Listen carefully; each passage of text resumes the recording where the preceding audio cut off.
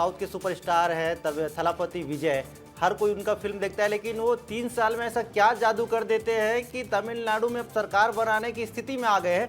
तमिलनाडु में सबसे बड़ी पार्टी बनकर सामने निकल कर आए हैं। तो इसके पीछे बहुत बड़ी वजह है, क्योंकि तमिलनाडु के जो लोग हैं वो अपने जो हीरो होते हैं उनको अपना फैन बेस उनका इतना मजबूत रहता है रसिका, कि आप समझिए कि उनके लिए पागल हो जाते हैं। और उन्हीं के प्रचार को आप देखिएगा कि प्रचार में एक दिन ऐसा दुखद घटनाक्रम आया था कि उनके प्रचार कार्यक्रम में लगभग 32 लोगों की जान चली जाती है। मतलब इतनी ज़्यादा भीड़ उमड़ पड़ रही है उनके प्रचार में। तो सोचिए कि क्या तमिलनाडु में विजय क्या बड़ी टीम बनाने वाले थे, ऐसी जानकारी सामने निकल कर आ रही थी। उसके बाद हमने देखा कि उसकी टीम में लगभग 30 से 35 हज़ार जो व्हाट्सएप पर ग्रुप है, उन ग्रुपों के जितने लोग थे उनके फिल्मों का प्रचार करते थे, उन सभी को उन्होंने कार्यकर्ता बनवा दिया। और उसके बाद उन्हीं के जरिए से अलग अलग क्षेत्रों में विधायकों के लिए प्रत्याशी तय करते गए और उनको टिकट देते गए और वो जीतते गए। जिनको उन्होंने टिकट दिया वो कोई कांग्रेस या बीजेपी या किसी दूसरे अन्य दल के पार्टी के कार्यकर्ता नहीं है,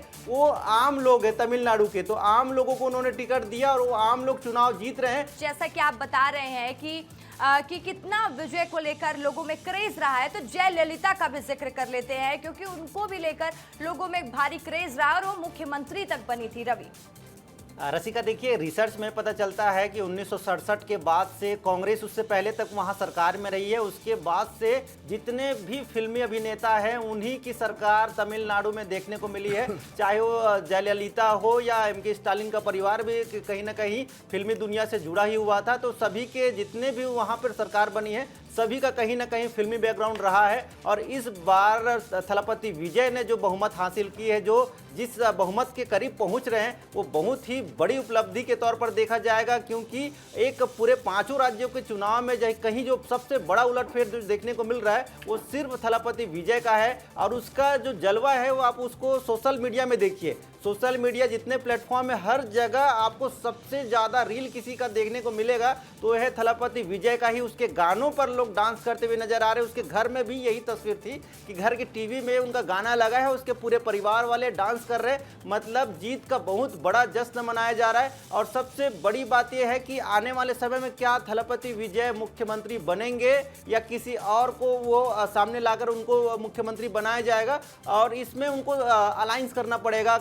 एक दो और पार्टियों से उनको समर्थन लेना पड़ेगा। क्योंकि अभी की स्थिति में वो बहुमत का जो जादुई आंकड़ा है वहां तक नहीं पहुंच रहे हैं। क्योंकि तमिलनाडु में 118 सीटें चाहिए बहुमत के लिए और उनके पास अभी 109 के आसपास सीट है, जो कभी कम ज़्यादा हो रही है। 110 से ऊपर नहीं जा रही है, 110 के अंदर ही वो उनका आंकड़ा देखने को मिल रहा है। तो उनको कम से कम 5-7 और विधायक चाहिए, कम से कम 5-7 और विधायक चाहिए। उसके बाद ही वो सरकार तमिलनाडु में बना पाएंगे। तो इसके लिए भी गठजोड़ मुझे लगता है तमिलनाडु में शुरू हो चुकी है रसिका। और विजय भी लगातार बातचीत कर रहे होंगे कि किस किस पार्टी से हम उनसे समर्थन ले सकते हैं, जिसके बाद वो सरकार बना सकते हैं। इस तरफ अब बातचीत चल रही है रसिका। थलापति विजय सीएम बनेंगे कि नहीं बनेंगे?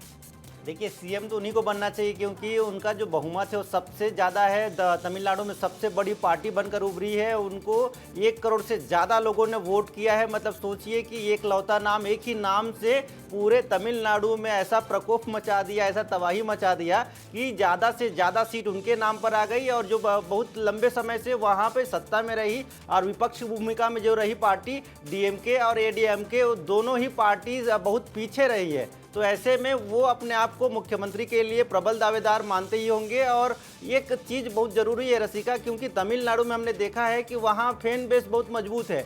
वहाँ के जो दर्शक है, उनके फिल्मों के जो दर्शक है, वो उनको लीडर के रूप में